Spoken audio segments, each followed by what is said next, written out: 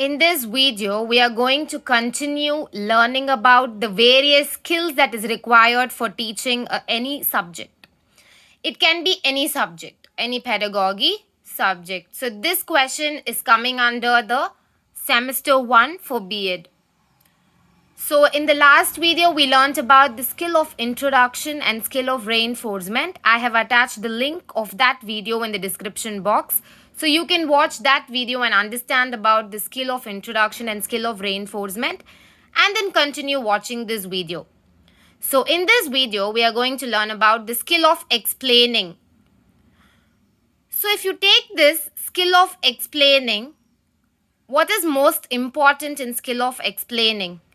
The most important thing is beginning a statement. So beginning statement is the most important thing in skill of explaining. So instead of beginning a statement like I'm going to explain about this topic. For example, I'm going to explain about natural numbers in this class. Instead of telling like that, you can say that now we are going to learn about this chapter numbers. So, and we are going to try to understand what this chapter tells about. We are going to understand how to do this exercise. So, when you use terms like this and when you frame sentences like this while giving the beginning statement of any topic that you're planning to teach, it will be more impressive. The students will pay more attention when you use statements like this rather of just telling that today I'm going to teach this chapter. So this is how a beginning statement should be like. Next, explaining links. So while teaching, you'll be going in a big flow. So when you're going in a flow, the students might get disturbed and might get distracted in between. So you have to use the link words. Mostly the link words are conjunctions and prepositions. So when you use link words, it will be nice. Now for example, natural numbers are known as counting numbers. This is not that interesting, right? You're telling natural numbers are counting numbers because, and you're telling a reason. Because if someone is asking us to count from 1 to 50, we'll start counting from 1. Then 2, next 3 and so on till 50. So whenever they ask us to count, we automatically start from 1 and natural numbers are also the numbers starting from 1. That is the reason why natural numbers are known as counting numbers. So when you use because and when you give an explanation for the statement that you have used in the class will be more interesting and the students will pay more attention and will get an interest to study that. So explaining links is very important. Usage of these linked words, that is usage of conjunctions and prepositions, are very important. What are those words? The result of, the cause of, such that, the consequence of, the function of, hereafter, due to, so that, as a result of, this is how, therefore, before, in order to, hence, after, since, but, thus, because, the purpose of, next. So these are the links that you can use. So when you use these words during the time of explaining, the students will be able to understand more well. So that's the reason why explaining links are very important. Next is concluding statement. Concluding statement is very important.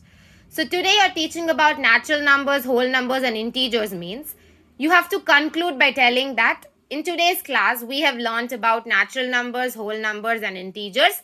In the next class we'll be learning about rational numbers and irrational numbers. This is how you have to conclude the statement, conclude the class. And not only by saying this you can conclude. You should also give the summary of everything what you have taught in the class, of all the important things what you have taught in the class. You have to tell, now I'm going to give the summary. So in today's class we learnt about natural numbers. Natural numbers are the numbers starting from 1.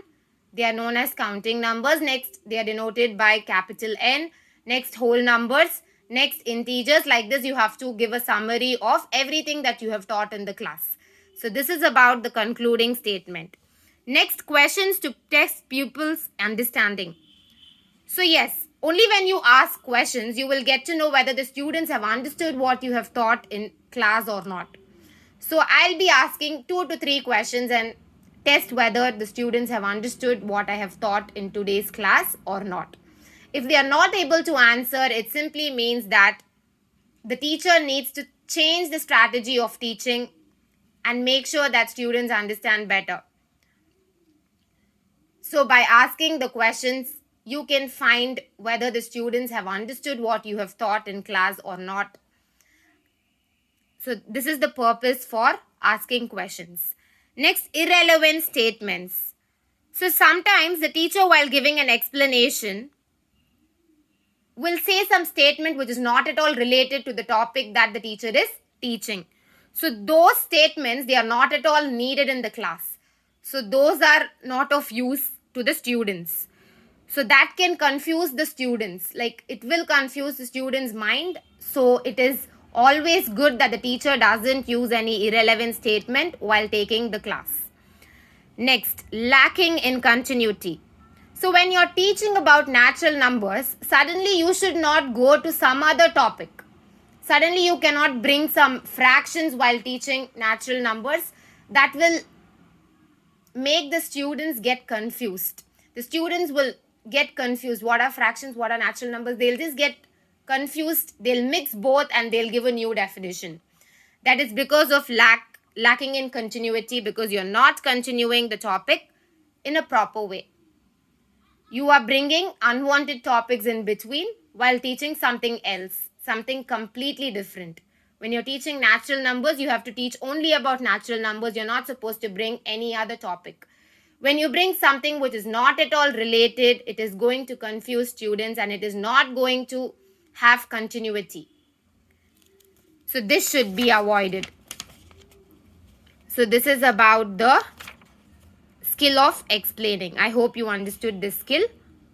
So after learning this skill, you have to implement in the classroom. If you like this video, please like, subscribe and share it with your friends.